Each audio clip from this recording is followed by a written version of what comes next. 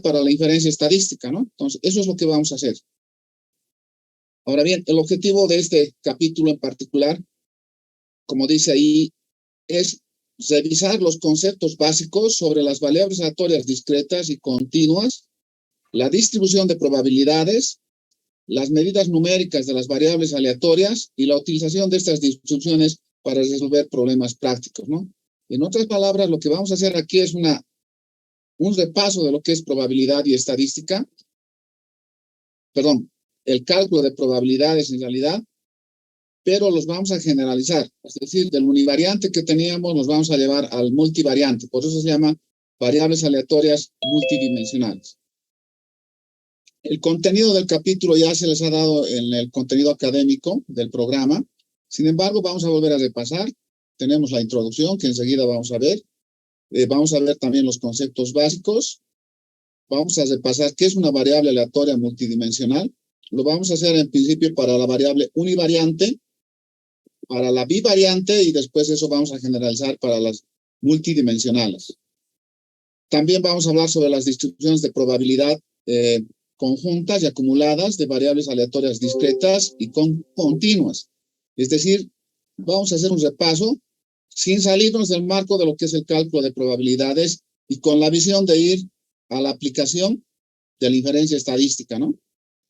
En el acápite 5 vamos a ver las distribuciones marginales, en el 6 las distribuciones condicionales, en el 7 la distribución uniforme, en la 8 la distribución polinomial, en la 9 los momentos potenciales ordinarios, en la 10 los momentos potenciales centrados, en la 11 la función generatriz de momentos, que es la que necesitamos para fundamentar la distribución de la media muestral. Vamos a hablar también de la función característica. También la función característica nos sirve para demostrar el comportamiento de la distribución de la media muestral. Vamos a hablar en el acápite 1.13 de la independencia. En el acápite 1.14 vamos a ver la regresión y el coeficiente de correlación desde un punto de vista probabilístico, ¿no? En econometría vamos a ver de manera general aquí simplemente cuál sería la aplicación en el marco de lo que es la probabilidad. En el 1.15 vamos a ver la covarianza y la matriz de covarianzas. En el 1.16 las variables aleatorias con distribución idéntica. En el 1.17 las funciones lineales de variables aleatorias.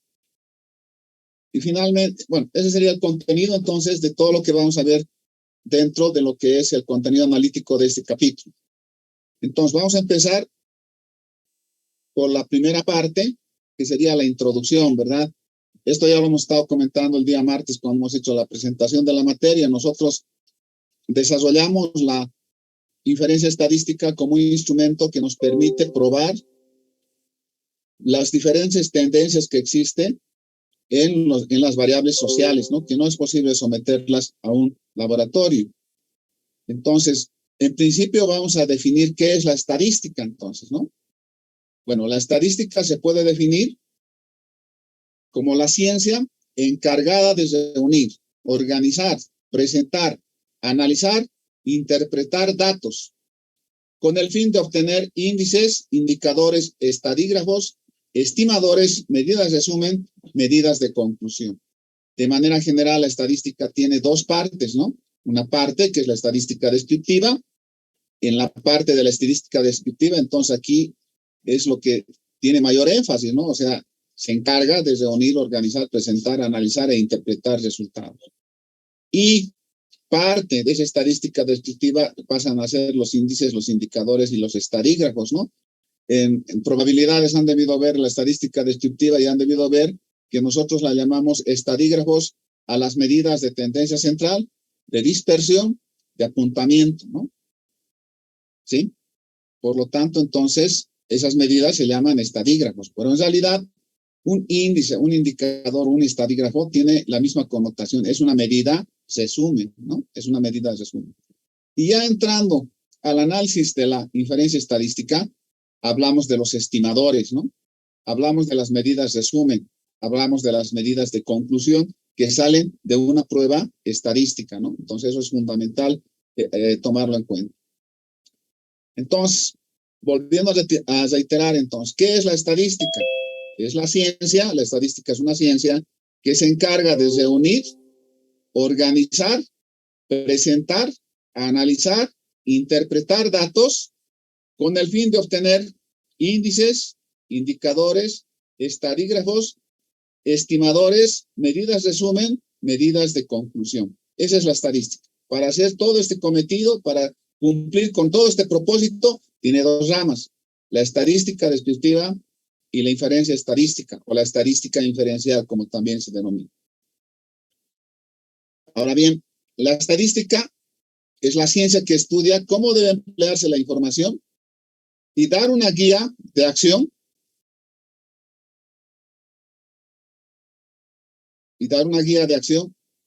práctica, ¿no? Que envuelve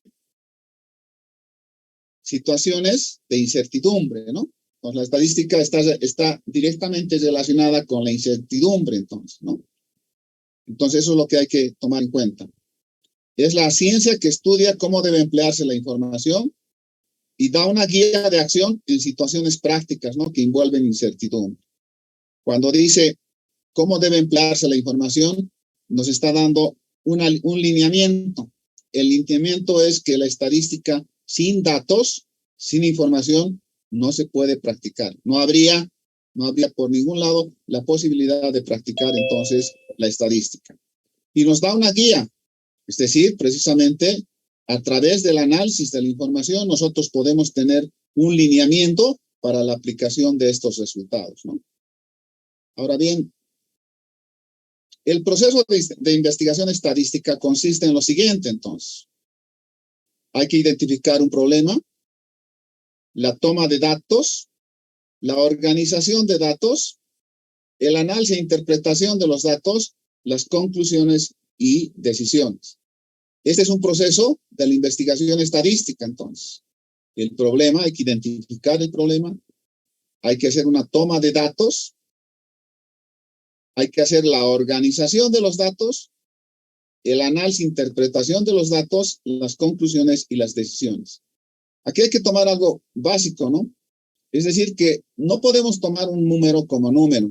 En la estadística hay que hacer una interpretación del número. A mí no me sirve decir 2 más 2 es 4. Lo que yo tengo que preguntarme es ¿para qué me sirve el 4? Entonces, ese es el propósito fundamental. El criterio que se pueda formar para aplicar ese 4. Entonces, en ese marco, podemos ver aquí que el lineamiento que nos da el proceso de investigación estadística es un proceso más prospectivo. ¿Qué queremos decir con que es prospectivo? Que lo que queremos es que en base a una información pequeña o grande, queremos conocer la tendencia, hacia dónde va el común denominador del problema, ¿no? Eso es lo que queremos hacer. Entonces aquí vamos a ver las dos ramas que tiene la estadística. La primera es entonces la estadística descriptiva, que lo han debido ver en probabilidades, ¿verdad? Entonces podemos indicar que la estadística descriptiva es la parte de la estadística que se encarga de extraer y organizar los datos procedentes de un determinado conjunto de observaciones, ¿no? Es decir, en otras palabras, es el manejo de datos puros, ¿no? ¿Mediante qué? El cálculo e interpretación de los estadígrafos de posición, como la media aritmética, la mediana y la moda, ¿no? Esos son los 3 clásicos que tiene la estadística descriptiva. El estadígrafo de la media aritmética, la mediana y la moda, ¿no? O el modo también que le llaman. El cálculo e interpretación de los estadígrafos de dispersión. El estadístico de dispersión tiene básicamente el rango, la varianza, la desviación estándar, y aquí nos faltaría, ¿no? Nos faltaría el intervalo intercuartílico, ¿no? Que también es una medida de dispersión. Luego está el cálculo e interpretación de los estadígrafos de asimetría y apuntamiento, ¿no? También podemos ver a través del análisis descriptivo cuál es el grado de asimetría. Si el conjunto de datos establecidos en una dispersión son simétricos o son asimétricos, ¿no? Ahora, ¿para qué nos sirve eso? Eso nos sirve que como son datos empíricos, pues estamos extrayendo y lo estamos organizando, nos permite establecer el perfil de la distribución, es decir, nuestros datos empíricos hacia qué función tienden, ¿verdad? A una normal, a una Poisson, a una exponencial, en fin. Y cuando hablamos del grado de apuntamiento, estamos dirigiéndonos exclusivamente a lo que es la distribución normal, ¿no? Sabemos que una distribución normal, su máximo grado de apuntamiento es 3, ¿no? Por lo tanto, cuando hablamos del estadígrafo de apuntamiento, vamos a ver si nuestro cálculo, con nuestros datos empíricos, llegamos al 3 o estamos por debajo del 3. Si estamos por debajo del 3, es menos apuntada, y si estamos por encima del 3, es más apuntada, ¿no? Eso nos dice la estadística descriptiva. Finalmente, lo más sobresaliente de la estadística descriptiva es la representación de gráficos, ¿no? Y ahí sí hay una variedad de gráficos, los gráficos de torta, los histogramas, ¿no? Los histogramas, las distribuciones de frecuencia, las ojivas, todos ellos nos contribuyen entonces a establecer un perfil de los datos para ver si estos datos tienen alguna consecuencia con las distribuciones teóricas, ¿no? Si tiene alguna semejanza mediante la cual nosotros podríamos adoptar con algunos cuidados o con algunas características, ver cómo nos podemos aproximar a estas distribuciones teóricas.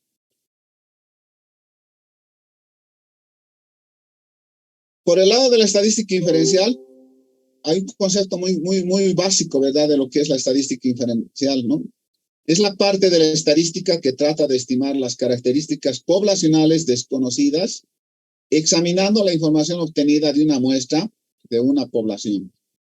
Este proceso de la estadística inferencial se llama pasar de lo particular a lo general. Enseguida vamos a ver un esquema, el esquema clave de lo que es la estadística inferencial, pero básicamente lo que consiste es en analizar un conjunto pequeño, pero este conjunto tiene que tener la característica de ser representativo, y a través de esa representatividad garantizar que tiene todas las propiedades y cualidades de la población.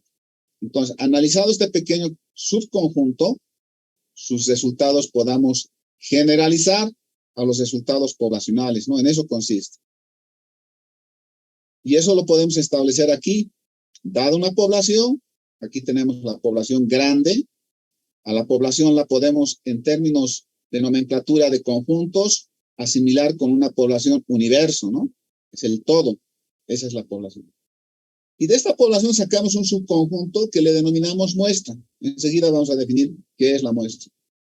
Hacemos la toma de la muestra, la vamos a tratar fuera de la población. Y con esta muestra, ¿qué hacemos? Por un lado, aplicamos el cálculo de probabilidades, y por otro lado, el muestreo. O sea, utilizamos dos partes del conocimiento. Una del cálculo de probabilidades a través de todas sus leyes teóricas, y el muestreo que tiene una aplicación práctica, ¿no? ¿Y para qué utilizamos las dos vertientes, el cálculo de probabilidades y el muestreo? Básicamente para hacer una estimación de esta muestra. Los resultados de este proceso de estimación, entonces, los inferimos a la población. Eso se llama inferir. Es decir, hay un conjunto particular que es analizado, y cuando obtenemos los resultados, los aplicamos en la población, en el conjunto grande, ¿sí? Eso tiene una connotación en cuanto a costos, ¿verdad?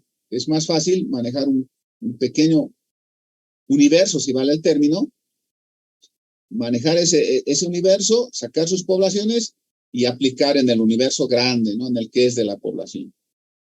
En la práctica, ¿cuál sería esa aplicación? Es la que hacemos con las encuestas, ¿no? Es decir, con las encuestas tomamos una pequeña muestra, analizamos, y estos resultados los inferimos a la población. ¿Cuándo sería hacer un análisis sobre la población? ¿Qué se denominaría? Hoy está muy de moda, estos días hemos debido estar escuchando en la prensa, todo lo demás. Cuando hacemos un recuento de la población, le llamamos censo, ¿no? El censo, entonces, es un recuento de los elementos poblacionales. En cambio, la muestra es simplemente un subconjunto representativo de la población. El representativo nos da el margen para que pueda contener todas las propiedades, características físicas, de concepto, de color, todo lo que hace referencia a la población, ¿no? Si no tuviera esas características, no tendría sentido hacer el muestreo o manejar la muestra, ¿no? Porque si no representa a la población, entonces no es muestra. La muestra tiene que ser representativa de la población, tiene que tener las características fundamentales en cuanto a sus propiedades, en cuanto a sus atributos que tiene la población. Y si no lo tiene, no es posible entonces denominar muestra, ¿no? Ahora bien, tanto manejando la muestra como manejando la población, hay un grado de incertidumbre, hay un error, ¿sí? O sea, no por hacer el censo se tienen resultados concretos. El manejo de datos, el tabular datos implica riesgo, ¿no? Y ese riesgo se refleja en unos errores. Por eso en la estadística manejamos errores del 5, del 1%. Yo en la práctica conozco que se puede aplicar hasta el 10%, pero no. La teoría dice que se puede hasta 30%. No he visto yo un proceso que pueda tener 30% de error, ¿no? Eso es básico entender. Entonces, ya redondeando lo que es la inferencia estadística, la inferencia estadística es tomar algo particular, que es esta muestra, que es chiquitita.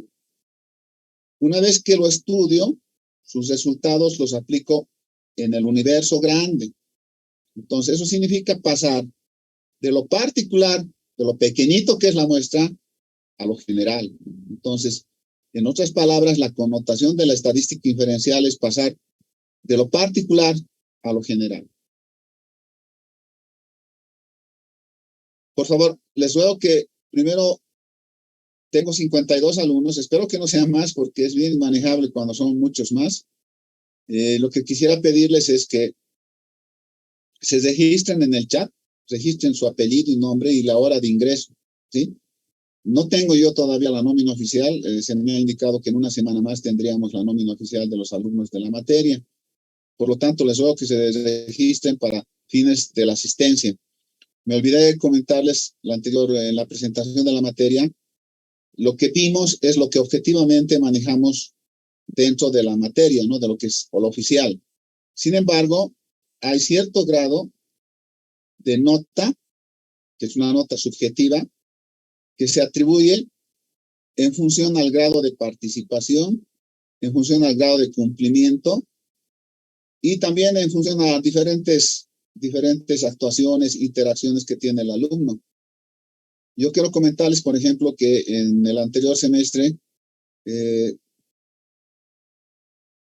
desde hace mucho tiempo yo venía indicando de que se iba a premiar con un puntaje determinado a la persona que tenía el mejor cuaderno, el mejor apunte de la materia, ¿no? Bueno, en estadística no he tenido éxito, no he tenido la persona que pueda tener el mejor cuaderno, pero sí en econometría. En econometría han habido 2 compañeras que han presentado, han aspirado a la nota que es subjetiva, no es una nota que está en el programa. Y bueno, si ustedes también pueden postular en este semestre para esa nota, ¿no? La nota que se da al cuaderno, al mejor cuaderno, ¿no? Claro que el único inconveniente es que yo me quedo con el cuaderno, ¿no? Porque lo tengo que tener como evidencia de que ha habido un trabajo. Entonces, hay muchas notas que son subjetivas, por eso dije el día martes cuando presenté la materia, todos estamos empezando igual con 100, ya depende del alumno, si lo mantiene el 100, lo va bajando, pero no como para reprobar, porque yo creo que aquí todos hemos venido con el interés máximo de aprobar la materia, no creo que exista gente que venga a perder el tiempo. Las personas que vienen a perder el tiempo son las personas que no tienen claro sus objetivos, ¿no? Sus metas, sus anhelos, sus sueños. Creo que todos los que estamos en la carrera tenemos el mismo sueño, ser ingenieros, ser colegas y tener una vida de calidad. Entonces, para eso apuntamos y para eso trabajamos. Pero evidentemente no tenemos que dejarnos con las cosas pasar, sino tenemos que cumplir. Hoy había un trabajo y espero que hayan cumplido como se les ha establecido. Bien, vamos a ver aquí cuál es el proceso clave de la inferencia estadística. No nos podemos olvidar, esto también es una competencia, por si acaso, ¿no? Es una competencia que al final del semestre deberían ser competentes en identificar cuál es el proceso clave de la inferencia estadística. Quiero indicarles que es muy penoso que a veces se toma un examen de recuperación con el propósito de ayudar a los alumnos y uno dice, Si les ha ido tan mal con los ejercicios, buscaremos que con los conceptos les vaya bien. Y eso es peor. Entonces, por eso estoy indicando que tiene que quedar cada concepto bien claro, bien agarrado adecuadamente para su aplicación también adecuada. Cuando hablamos del proceso clave de la inferencia estadística, ya nos está indicando, es un proceso, pero es clave. Y ese clave, ¿en qué lo podemos entender? En todo lo que he estado reiterando, ¿verdad? ¿Qué tengo aquí? Aquí tengo un conjunto universo que le llamo población. Este conjunto es el conjunto de referencia grande, poblacional. A este conjunto poblacional, yo le he tomado un segmento, le he tomado un subconjunto. En el marco de la nomenclatura de subconjuntos, de los conjuntos se dice subconjunto. Y miren, aquí lo he sacado, por eso aquí está hueco. Aquí no hay este subconjunto. Y una vez que lo he sacado a este subconjunto, le llamo muestra. ¿Sí? Vuelvo a reiterar, para que sea muestra, tiene que tener los atributos de la población. No solamente los atributos, las características físicas, químicas, conceptuales, de lo que se trate el conjunto universo poblacional, tienen que estar reflejadas en la muestra. Si no fuera así, no se podría denominar muestra. La muestra es un subconjunto representativo de la población. Ahora fíjense, he agarrado la población, la he sacado a la muestra, he sacado el segmento. Ahora, ¿qué hago con este segmento? ¿Para qué me sirve este segmento? A este segmento lo estudio. Lo estudio un poco más con lupa, veo sus características, veo todo lo que puedo hacer con el subconjunto. ¿Y para qué hago eso? Para sacar conclusiones. ¿Sí? Y estas conclusiones ya no solo lo aplico a la muestra.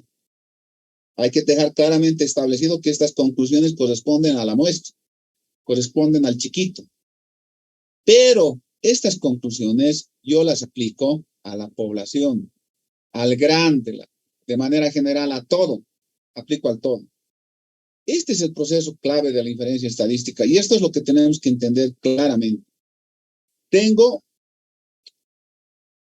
un conjunto general, a este conjunto le llamo población.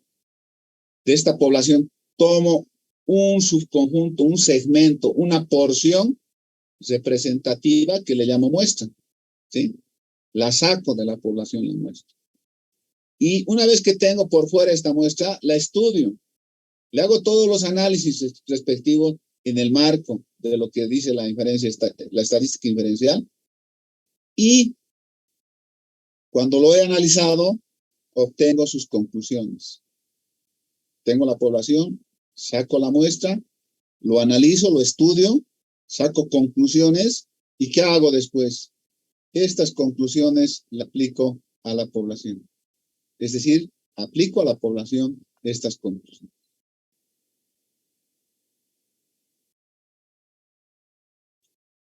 Ahora me pregunto, ¿y cuál es entonces el proceso inferencial? Ya conozco el proceso clave de la estadística inferencial. Ahora, ¿cuál sería el proceso clave?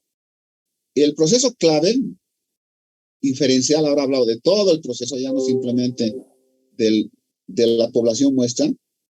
Y tengo que es esto, ¿verdad? Como había dicho hace un momento, tengo dos vertientes. Una vertiente que es el muestreo, otra vertiente que es el cálculo de probabilidades. Muestreo, cálculo de probabilidad. Y aplico la estadística inferencial o la inferencia estadística, que también se conoce. ¿A dónde aplico? A la población y a la muestra. Si aplico a la población, entonces voy a encontrar los parámetros poblacionales. Si aplico a la muestra, voy a aplicar a los estadísticos.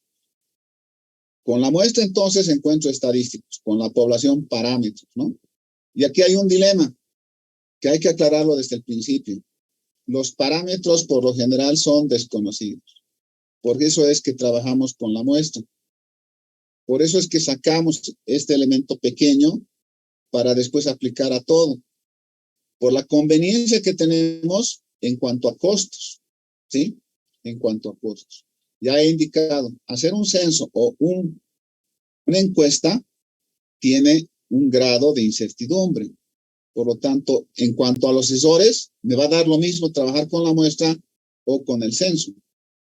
Por lo tanto, prefiero trabajar con la muestra, que en cuanto a costos es barato, ¿no?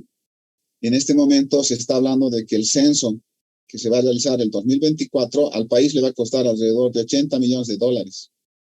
Si hiciéramos una encuesta, en el peor de los casos no debe estar más allá de los 5 millones.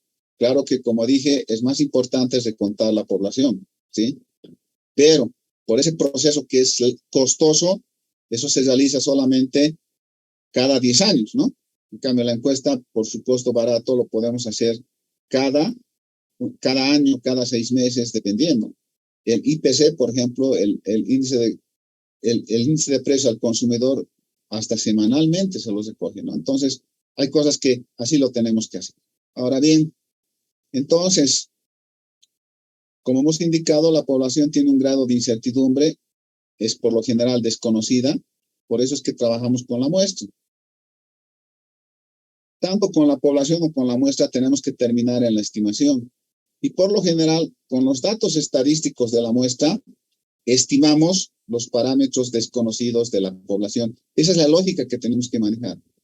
Con la muestra, con la información muestral, trabajamos en estimar los datos desconocidos de la población. Esa es la lógica que siempre vamos a aplicar. Ahora, dentro del proceso inferencial, una vez que se hace la estimación, hay dos tipos de estimación que las vamos a ver en esta materia: la estimación puntual y la estimación por intervalos.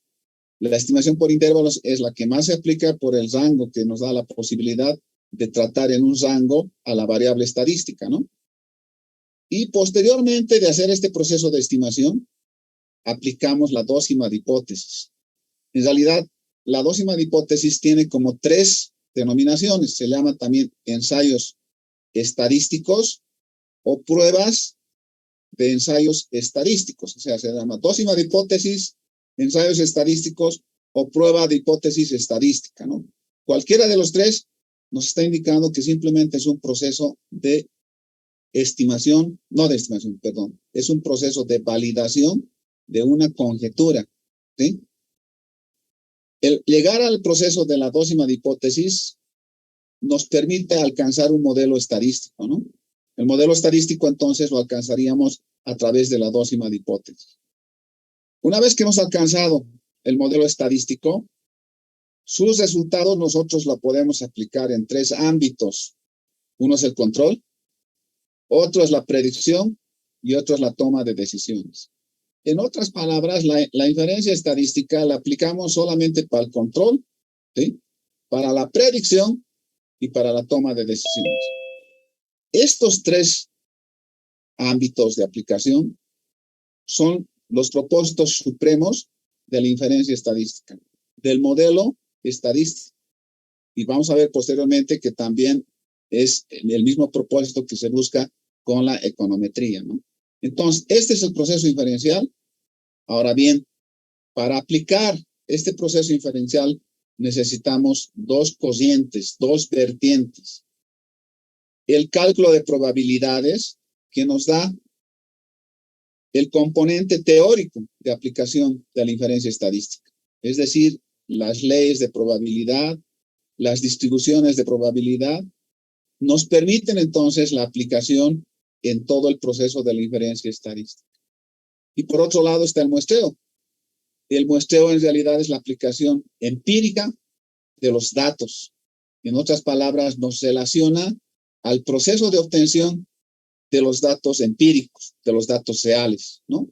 Entonces, con el muestreo y con el cálculo de probabilidades junto 2 cosas: el marco teórico con el marco práctico. Entonces, el muestreo me da el marco práctico, el cálculo de probabilidades, el marco teórico. Juntando los 2, entonces, puedo aplicar a todo el proceso de la inferencia estadística. Por favor, si hubiese algún concepto errado o alguna diferencia con lo que ustedes han visto en probabilidades o alguna duda, les ruego que hagan conocer para que podamos interactuar. No simplemente sea yo el que lo pueda desde aquí ofrecer estos comentarios, sino también podamos interactuar.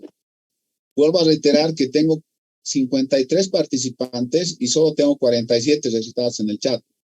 De repente, los 6 alumnos que faltan están con dos dispositivos, ¿no? Es decir, con celular y también con una computadora. Por eso es que están solamente 47 registrados. Entonces, no nos podemos olvidar de esto que estamos viendo. El proceso clave de la estadística que supone agarrar la población, sacar la muestra, estudiarla, tomar sus conclusiones y aplicar en la población. Ese es el proceso clave de la inferencia estadística. Y el proceso inferencial corresponde a analizar a través del muestreo y el cálculo de probabilidades la aplicación de la inferencia estadística respecto a la población con sus parámetros, respecto a la muestra con los estadísticos, para hacer un proceso de estimación que nos permita aplicar la dócima de hipótesis, de esta manera alcanzar un modelo estadístico que nos permita aplicar en el ámbito del control la predicción y la toma de decisiones. En realidad, la predicción nos permite tomar al instrumento del proceso inferencial como un instrumento prospectivo, ¿no? Nos permite hacer una prospección de los datos. Bien, aquí vamos a empezar con los conceptos básicos y vamos a hacer un poco lento para que puedan ir anotando. Yo sé que la mayoría de los alumnos graban estas sesiones con el Camtasia, no hay ningún problema, pero de todas formas vamos a hacerlo un poco lento para que quede claro. Si hubiera algún solapamiento, alguna diferencia fundamental con lo que ustedes han visto en probabilidades, les ruego que podamos aclarar y ustedes puedan preguntar para poder aclarar los temas, ¿sí? Entonces, primero, algo que es elemental es qué entendemos por experimento aleatorio. Nosotros, tanto en probabilidades como en estadística, siempre hablamos del carácter aleatorio de los datos, ¿no? Del carácter aleatorio de las variables. Por lo tanto, ¿qué es un experimento aleatorio? La denominación del experimento aleatorio lo voy a hacer con la E mayúscula, ¿no? ¿Cómo podríamos definir qué es un experimento aleatorio? La teoría dice que un experimento aleatorio es un proceso perfectamente entendido cuyo resultado no se puede conocer con anticipación, ¿no? Entonces, es un proceso perfectamente entendido cuyo resultado se puede observar, pero por el contrario, su valor no se puede determinar anticipadamente. Eso es un experimento aleatorio. En ese marco lo vamos a manejar en este semestre. Ahora bien, ¿qué es el espacio muestral entonces, no? Como habíamos dicho, si nos apoyamos en la nomenclatura de conjuntos, hemos utilizado la U para denominar al conjunto universo. Utilizamos la letra griega omega para hablar del espacio muestral. Y uno de los que tiene mayor aceptación es la letra S mayúscula, ¿no? Cuando vemos la letra S mayúscula, viene del inglés espacial, ¿no? Espacio. Entonces, con estas tres letras vamos a poder identificar un espacio muestral. Bien, entonces, ¿qué entendemos por espacio muestral? Es el conjunto de todos los posibles resultados de un experimento aleatorio. Es el conjunto de todos los posibles resultados de un experimento aleatorio. A eso consideramos un espacio muestral. Enseguida vamos a ver un ejemplo. Hay un espacio discreto si es numerable. Si lo puedo numerar, es discreto. Por el contrario, si no es posible numerarlo, entonces estoy hablando de un espacio continuo, ¿no? De un espacio continuo. Otra forma de identificar es que el discreto es a través de un punto, ¿no? De un punto establecido. En cambio, el continuo el continuo no es posible a través de un espacio, sino que se establece entre rangos, ¿no? Entre rangos. La otra diferencia que podemos hacer es, por ejemplo, si tenemos el manejo de naranjas, por ejemplo, ¿no? Entonces, podemos hablar de una cesta de naranjas de 10, de 20, de 15, pero siempre es puntual, ¿sí? En cambio, si yo hablo de 20 litros de gasolina, ahí tengo muchas posibilidades. Puedo hablar de un litro, de un litro 10, de un litro 20, de un litro 50, de un litro 80, de un litro, de 2 litros 50, en fin. Eso ya es continuo. No es posible establecer, identificar mediante un punto, ¿no? Esa es la diferencia que seguramente esto lo han visto muy claramente en probabilidades, ¿no? Hay que entender que todo esto viene de probabilidades. Yo lo que estoy haciendo, estoy tomando los elementos más básicos para llegar a aterrizar en lo que es la inferencia estadística. ¿Qué es un evento o suceso, no? A esto lo vamos a denominar con un épsilon. Entonces, es cualquier subconjunto del espacio muestral.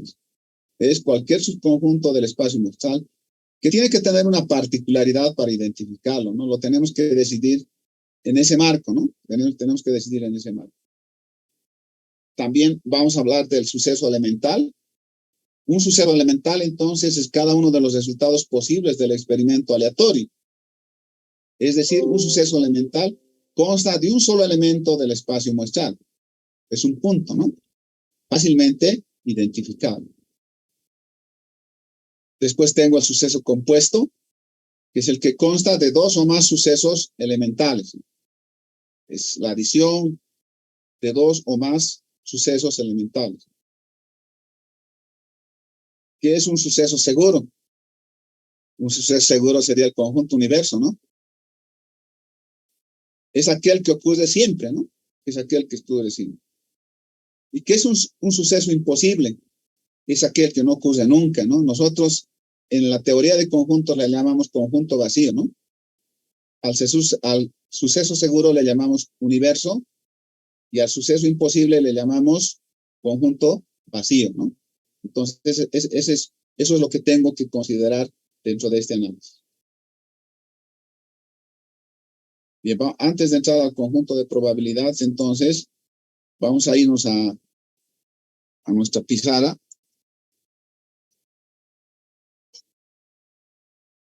Entonces, aquí ya hemos visto, estamos en los conceptos básicos. Entonces, aquí lo que queremos básicamente es hacer un ejemplo, ¿verdad? A ver, yo quiero un ejemplo de lo que es,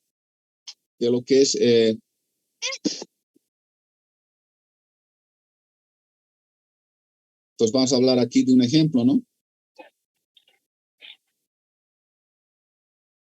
Un segundito, por favor. Algo está mal en mi pizarra.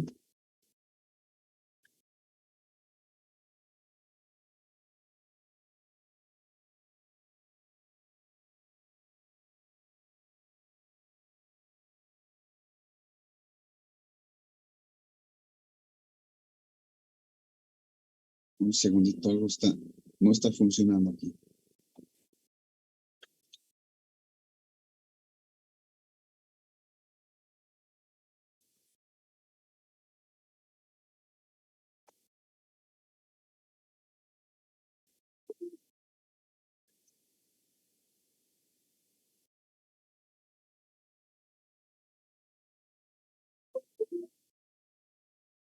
Ahora sí. Bien, entonces aquí lo que queremos es plantear un ejemplo, entonces, ¿no?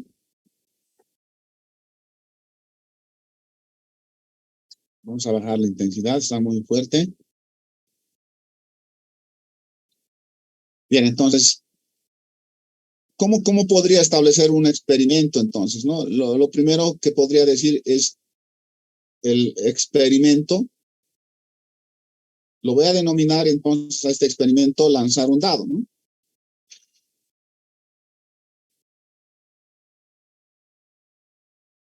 Ese es mi experimento, entonces. No se olviden de que lanzar un dado, entonces, es el experimento. A esto le voy a llamar E, entonces, ¿no? Siempre es con la letra mayor, con la letra E mayúscula, entonces. Si este es el experimento, entonces, ¿cómo voy a plantear al espacio de prueba? El espacio de prueba hemos dicho que la vamos a llamar S, hemos dicho que lo vamos a llamar U. En algunos casos, el espacio de prueba también se le llama omega, pero omega está más relacionado con el espacio paramétrico. Entonces, es preferible utilizar S o U, ¿no? Entonces, como ha dicho su concepto, básicamente es el conjunto de todos los posibles resultados del experimento. En este caso, si estoy hablando de lanzar un dado, entonces voy a tener 6 posibilidades, ¿no? Tengo 2, el 3, el 4, el 5 y el 6. Eso viene a ser el experimento, lanzar un dado, el espacio de prueba, el conjunto de todos los posibles resultados del experimento, y hemos denominado con epsilon al evento, ¿verdad? Entonces el evento tengo que decir que es la variable X, tal que X sea par, por ejemplo, en el marco de lo que es la nomenclatura de conjuntos. Eso entonces me identifica al subconjunto desde el punto de vista de que solo puedo tomar al 2, al 4 y al 6. Entonces es un subconjunto definido en el espacio de prueba. Cualquier evento tiene que estar definido en el espacio de prueba, ¿no? Si esto lo planteáramos de esta forma, entonces tendría aquí el 1, el 2, el 3, el 4, el 5 y el 6. Entonces lo que yo voy a hacer aquí es tomar un subconjunto. Este es el evento. Y sé que el conjunto grande es el espacio el recocido, ¿sí? De prueba, ¿no? De prueba del experimento. Les ruego que me esperen un minuto, por favor.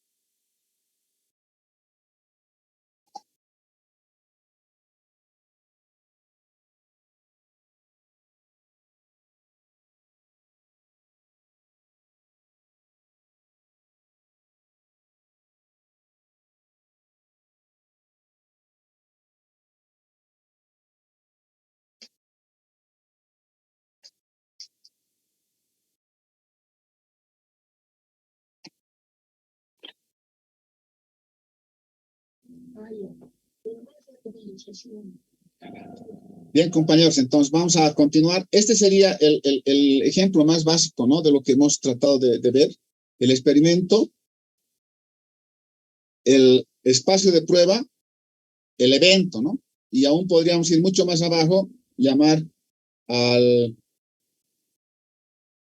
evento sencillo, ¿no? Que sería un punto, ¿no? Ya eso puede ser cualquier punto del espacio. Ahora, aquí es importante acotar lo siguiente. Se llama esto recocido o también espacio de prueba, porque se supone que esto es permitido que podamos indicar que, por ejemplo, pueda tener un recocido. Entonces, todos los números están dadas en esta forma, ¿no? Entonces, aquí tendría el 1, el 2, el 3, el 4, el 5, y aquí tendría el 6.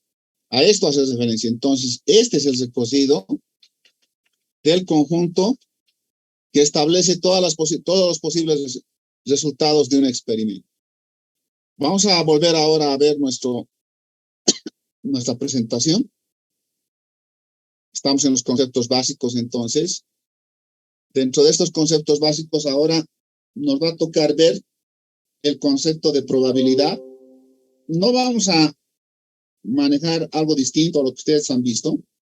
Simplemente vamos a generalizar. El concepto de la probabilidad en realidad tiene como 8 acepciones, ¿no? Nosotros aquí vamos a manejar unas 3 o 4 que son las que más se utilizan, ¿no?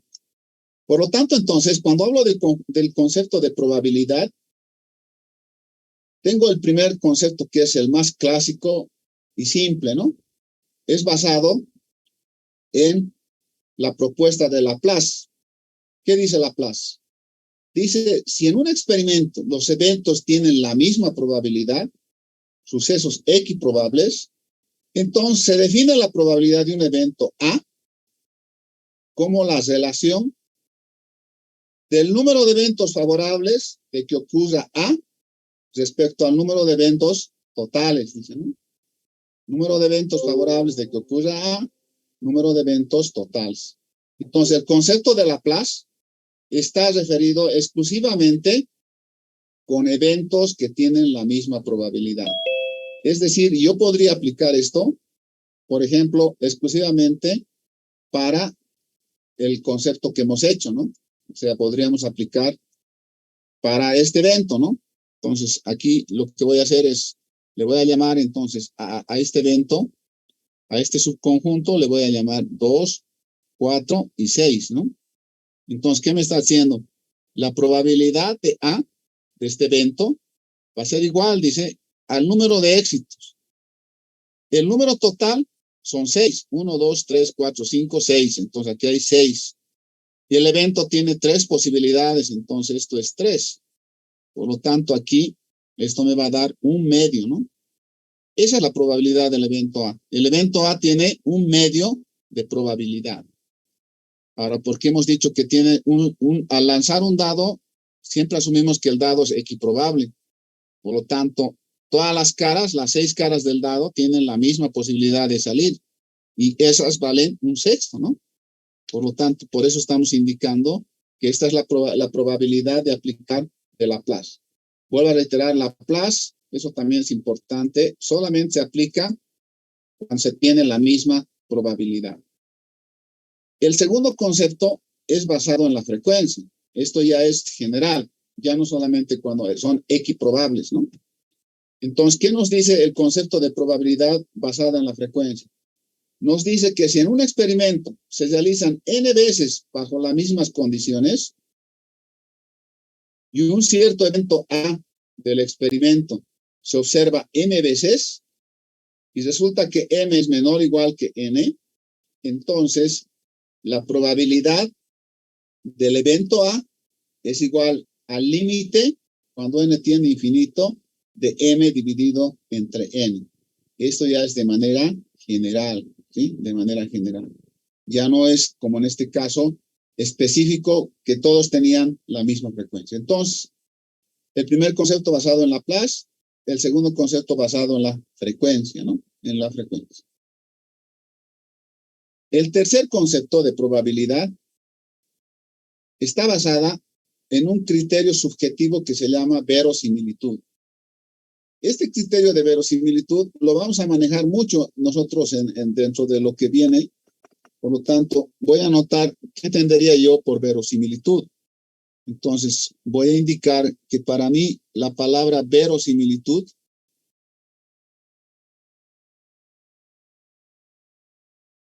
es equivalente a grado de verdad.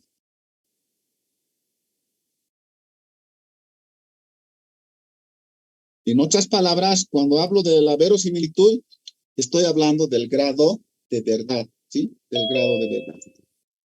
Entonces, cuando digo voy a analizar la probabilidad de la ocurrencia de un evento A bajo el concepto de la verosimilitud, entonces eso me resulta un poco subjetivo, ¿no? Entonces, lo que está diciéndonos el concepto de la verosimilitud es de que yo subjetivamente a un evento le voy a asignar una probabilidad, ¿sí? Una probabilidad.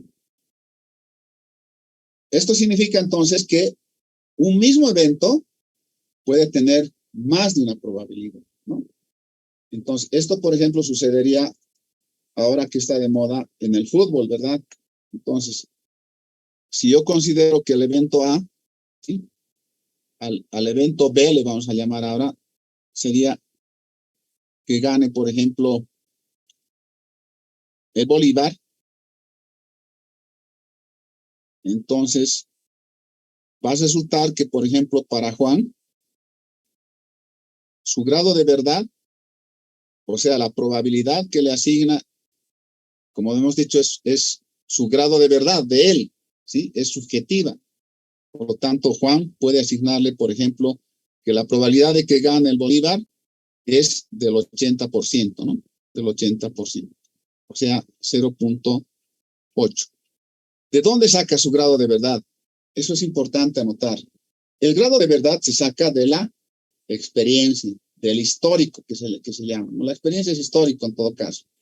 Eso significa de los análisis, por ejemplo, en los últimos 3 partidos, este equipo ha perdido o ha ganado, o más o menos empatado. Entonces, eso le da al analista la visión de tener una probabilidad, ¿verdad? Ahora, puede suceder que, por ejemplo, para Ángel, por ejemplo, no suceda lo mismo. puede que con el empate que ha tenido ayer, entonces su grado de verdad baje, ¿no? Entonces le puede asignar un 30%. Entonces esto significa un 0,3, ¿no? Por lo tanto, como hemos indicado, un mismo evento, que es el B, tiene diferentes probabilidades. Esta diferencia de probabilidades se da por el grado subjetivo, ¿no? Este grado subjetivo que tiene cada persona para el análisis respectivo. Y así podemos seguir recorriendo. No estamos identificándonos con el Bolívar ni con ningún otro equipo, simplemente esto es lo que sucede.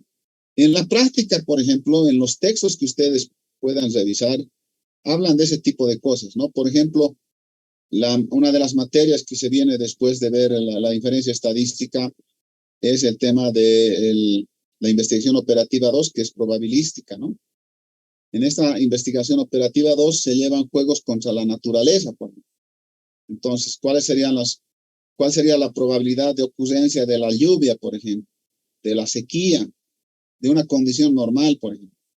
Esto es más aplicable en el tema agropecuario, ¿no? Donde sí es mortal que consideres un periodo de lluvia o no consideres un periodo de lluvia y todos los rendimientos, todos tus cálculos se vienen abajo, ¿no?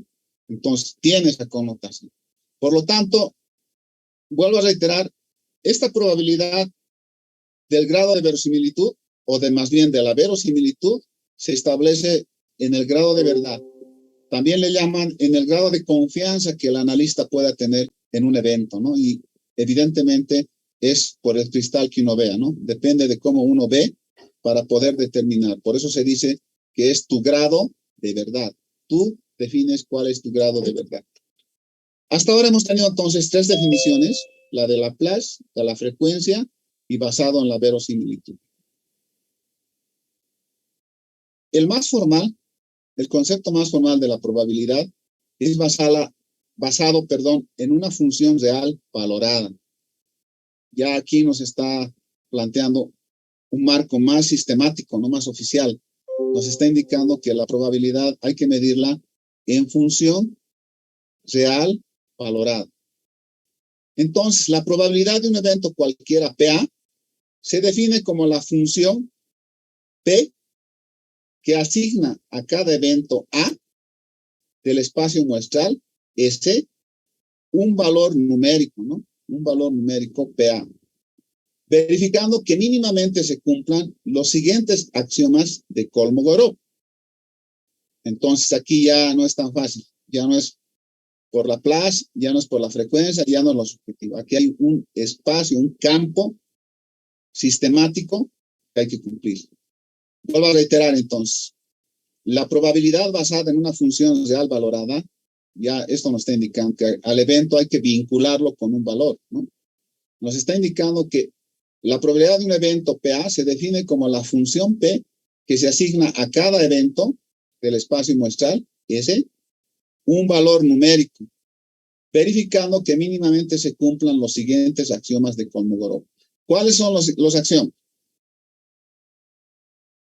La no negatividad. Eso significa que la probabilidad del evento A es mayor o igual a 0, ¿sí? Es mayor o igual a 0. 2. La normalización. Significa que la probabilidad del conjunto universo, del conjunto omega, del conjunto S es igual a 1. Certeza total. La tercera nos indica la aditividad, que significa que la probabilidad del evento A unido al evento B es igual a la probabilidad del conjunto A, del evento A, más la probabilidad del evento B, si A interceptado con el evento B es igual a 0, ¿no? No tienen elementos comunes, ¿no? No tienen elementos comunes. Eso significaría eso, ¿no? Estos son los 3 básicos. La no negatividad, que significa, no nos podemos olvidar de esto, ¿no? Al menos ustedes lo deben saber, ¿no? Es una competencia que viene de probabilidades. No hay probabilidad negativa. La probabilidad es mayor a 0. Por eso se llama no negatividad. Hay normalización. La probabilidad máxima que se puede encontrar es 1, 100%. ¿Sí? Porque como lo hemos definido tanto en el tema de Laplace como de la frecuencia es un valor relativo. Es particular sobre lo general y eso es relativo, ¿sí? Eso es relativo. Y estamos hablando de la aditividad, que es la probabilidad de un evento A unido a un evento B, que es la probabilidad del evento A más la probabilidad del evento B. Y siempre y cuando no existan elementos comunes, ¿no? Porque si existieran elementos comunes, hay que aplicar el teorema de Bayes, ¿verdad? Eso también es típico de la probabilidad. A estos tres leyes de Kolmogorov tenemos que adicionar unos temas complementarios que son los siguientes. El primero es que la probabilidad del evento imposible, le hemos llamado conjunto vacío dentro de la nomenclatura de conjuntos, debe ser 0. O sea, el evento imposible tiene un valor de 0. 2, que cualquier probabilidad en base a la no negatividad y la normalización tiene un recocido que nos establece que la probabilidad de cualquier evento es mayor o igual a 0, pero es menor o igual a 1. Entonces, cualquier probabilidad va de 0 a 1, ¿no? Va de 0 a 1. 3. La probabilidad de A unión B es igual a la probabilidad de A más la probabilidad de B menos la probabilidad de A intersección B, ¿sí? Eso también por la teoría de conjuntos. 4. La probabilidad del evento A complementario es igual a 1 menos la probabilidad del evento A, ¿no? Por si acaso, estamos viendo que los valores de los eventos los anotamos con mayúscula, ¿no? El anotar con minúscula tiene una consecuencia, es un valor particular de la probabilidad, que eso también viene de la teoría de conjuntos. Por lo tanto, aquí el evento es letra mayúscula. La minúscula se utiliza para establecer específicamente un valor en particular. 6. Si A es subconjunto de B, entonces la probabilidad de A es menor o igual que la probabilidad de B.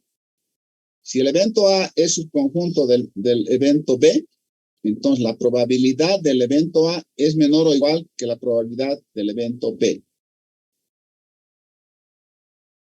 6. Si el evento A tiene una diferencia simétrica con el evento B, entonces la probabilidad del evento B menos el evento A es igual a la probabilidad del evento B menos la probabilidad de A intersección B. A intersección B.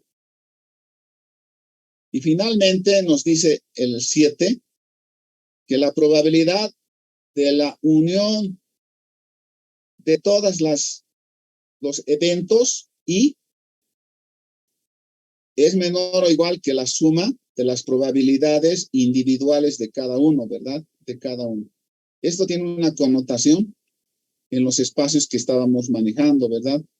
Este último es el que tenemos que se aplica más a lo multivariable. Es importante entonces anotar, dejar claramente establecido, ¿no? Entonces aquí lo que estamos haciendo es esto, ¿no? Yo puedo tener un espacio, un recocido dada por esta situación. Entonces aquí puedo tener A1, A2, A3, A4, A5 y A6. Puedo tener esto, ¿no? 6 eventos. Entonces, ¿qué pasa aquí? Lo que me está diciendo el teorema es la probabilidad de las sumas es igual a las sumatorias de las probabilidades individuales, me está diciendo. Entonces, aquí me está diciendo, si yo quiero encontrar la probabilidad de A1 unido con A2, unido con A3, unido con A4, todos son disjuntos, ¿no? Por eso tiene eso, unido con A5, unido con A6, con el evento A6.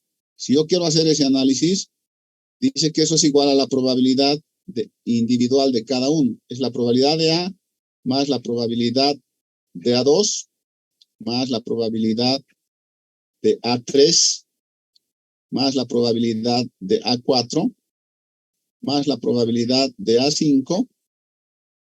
Finalmente tendría más la probabilidad de A6. A eso hace referencia, ¿sí? En realidad estaríamos utilizando el concepto de que como son disjuntos, no hay probabilidad posible, ¿no? O perdón, no hay valores comunes posibles, ¿no? Es decir, en esta línea, aquí dice sume dos eventos, aplique las probabilidades como suma, considerando que son disjuntos, dice, ¿no? Entonces, eso se está aplicando en este séptimo. Por lo tanto, entonces, este es el concepto más estructural de lo que es la probabilidad, ¿verdad? Entonces, una función real valorada que nos define entonces a cada evento del espacio muestral un valor numérico, ¿no? Verificando que mínimamente se cumplan los axiomas de Kolmogorov, la no negatividad, que es la más importante, mayor o igual a 0, la normalización, que es en todo el recorrido es 1, la aditividad, y complementariamente nos dice que la probabilidad del evento imposible es 0, que el recorrido de cualquier probabilidad para cualquier evento es de 0 a 1, que la probabilidad de A unión B es igual a la probabilidad de A más la probabilidad de B menos la probabilidad de A intersección B, ¿sí? Que la probabilidad del evento A complemento es igual a 1 menos la probabilidad de A, del evento A, ¿no? Que si A es subconjunto de B, entonces la probabilidad del evento A es menor o igual que la probabilidad del evento B. Que si A es diferencia simétrica de B, entonces la probabilidad de B menos A es igual a la probabilidad de B menos la probabilidad de A intersección B. Y séptimo, que la probabilidad de unir un conjunto disjunto por todos sus eventos es menor o igual que la suma individual, ¿sí?, de las probabilidades de cada evento, ¿no? Que es lo que hemos anotado. Ahora bien, vamos a entrar a ver las variables aleatorias multidimensionales. Hasta aquí lo que hemos visto es los conceptos básicos. Hemos visto la introducción, los conceptos básicos. Ahora vamos a entrar a ver las variables aleatorias multidimensionales. Y a partir de aquí lo que vamos a hacer es básicamente analizar la univariante.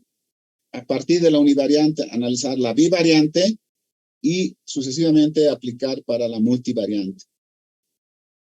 Entonces vamos a indicar que se denomina variable aleatoria X a la función que asocia a cada resultado del espacio muestral S de un experimento aleatorio E un valor numérico real. Vuelvo a anotar entonces, ¿qué es una variable aleatoria? Se denomina la variable aleatoria X a la función que asocia a cada resultado del espacio muestral S de un experimento aleatorio un valor numérico real. Este sería el concepto univariante, ¿no? Que lo han debido ver ustedes en probabilidades. Es decir, la variable aleatoria es la función que asocia a cada resultado del espacio muestral S de un experimento aleatorio E un valor numérico real. Cuando digo un valor numérico real es que pertenece al campo de los reales, ¿no? Pertenece al campo de los reales. Y eso es lo que aquí me está indicando. Aquí tengo en el espacio muestral, en el recorrido del experimento, tengo 4 eventos, ¿sí? Entonces, dice que una variable aleatoria es la función que a este dominio de eventos le asigna un rango de los números reales, ¿no? Es decir, para cada evento voy a establecer un valor en el campo de los reales. A eso denomina variable aleatoria univariante. Aquí solamente hay un recorrido, una sola variable, X.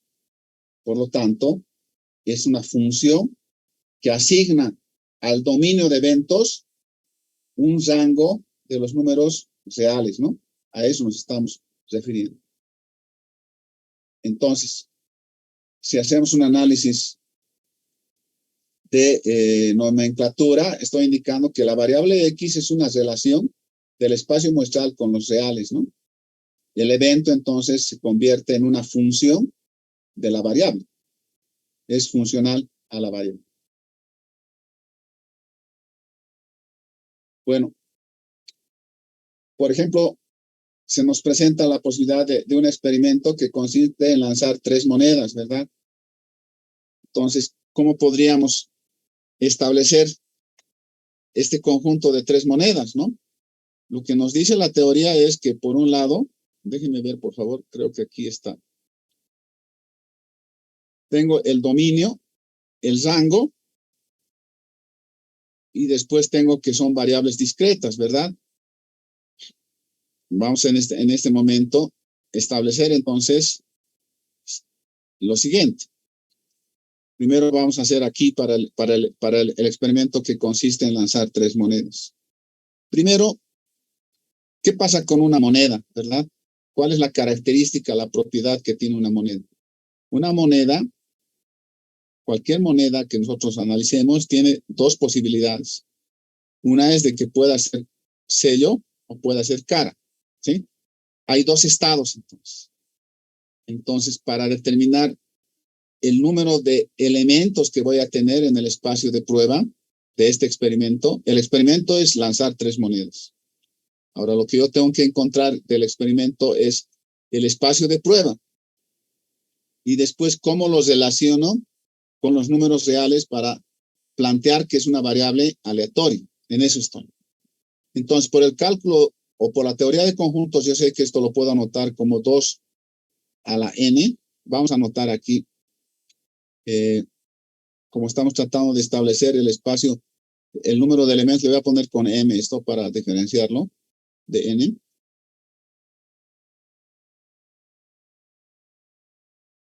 N significaría el número de monedas que estoy lanzando, ¿no? Entonces sería 2 al cubo y eso me da 8. Entonces mi espacio de prueba va a tener 8 elementos, ¿no? Ahora, ¿cómo sería este espacio de prueba? Bueno, las posibilidades son que yo voy a tener en cada caso es sello o cara, ¿verdad? Por lo tanto, yendo en ese proceso, primero plantearé que existe cara, cara. Después existirá cara, cara, sello. Después existirá cara, sello, cara. Y después sello, cara, cara. Después sellos crecerá, o sea, voy a tener cara, sello, sello. Después tendré sello, cara, sello. 1, 2, 3, 4, 5, 6. Me faltan 2. ¿Cuál es el evento que me falta? A ver, un ratito aquí. Aquí tengo los 3 caras. Aquí tengo cara, sello, cara, sello, cara, cara, cara. Ah, ya. Me falta el sello, sello, cara. Y el último sería sello, sello, ¿no? Sello, sello.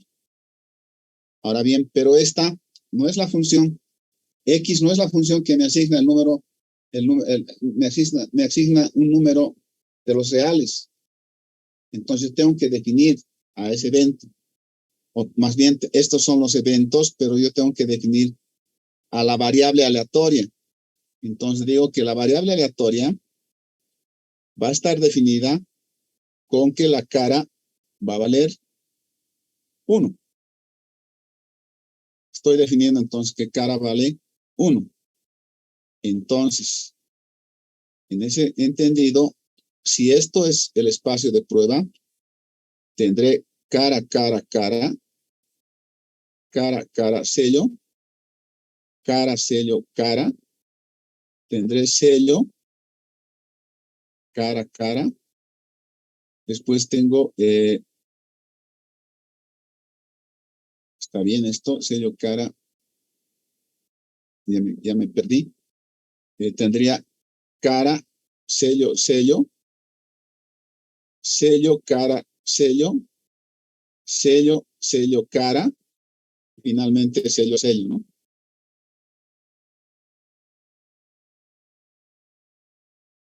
Entonces, lo que yo estoy indicando es que cara va a valer 1 y sello va a valer 0. Entonces, con esta regla, con esto, a este dominio de eventos, yo le voy a asignar, entonces, le voy a asignar números de los reales, ¿sí? Entonces, ¿cuáles son las posibilidades que yo pueda tener? Si la cara vale 1 y el sello vale 0, aquí podré tener 3, ¿no? La otra posibilidad es que pueda tener 2 caras, pueda tener una cara o no pueda tener nada, ¿no? Entonces, cuando tenga 3 caras, voy a tener un reflejo, un rango establecido por 3. Cuando tenga 2 caras, un sello, voy a tener entonces aquí 2. De la misma forma, este va a seguir yendo al 2. Este también va a ir al 2, ¿sí? En cambio, aquí tengo una sola cara, entonces corresponde a este otro. Este también corresponde a este otro. Finalmente, también este corresponde a este otro. Y este otro solito quedaría con 0, ¿no? Entonces, aquí lo que he hecho es que a X le he dado el dominio de eventos, ¿no? Entonces, aquí había un evento que le puedo llamar A. Entonces, X es una función que definida de esta forma me asigna un número real. Me asigna un número real. Entonces, eso es lo que estamos tratando de ver. De que dado un dominio de eventos, me identifica un rango en los números reales. Cuando sucede esto, entonces yo tengo una variable aleatoria, ¿no? Ese es el concepto de variable aleatoria. Ahora bien, ya hemos identificado el dominio. El dominio está dado por los eventos, ¿no? Y el rango está dado por los números reales, ¿no? Y en nuestro caso, como es numerable, es una variable discreta, ¿no? Si no fuera numerable, entonces sería una variable continua. Entonces, si es un subconjunto de X, entonces la probabilidad de A va a ser igual a la probabilidad de que X sea igual al evento A. X es la variable aleatoria. Esta probabilidad entonces significa que S pertenece al espacio muestral, tal que la función de X de S pertenece al evento A. Esto significa que la variable aleatoria tiene que estar definida en el espacio de prueba, necesariamente.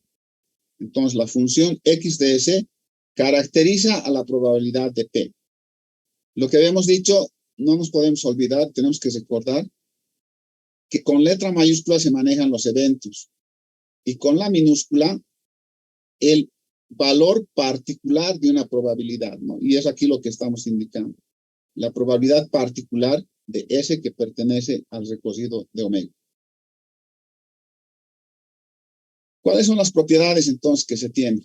La primera propiedad es que si X es una variable aleatoria definida sobre el espacio de prueba y C es una constante cualquiera, entonces C por la variable aleatoria es una variable también aleatoria sobre el mismo espacio, ¿no? En realidad es como un cambio de escala, ¿no? Como un cambio de escala.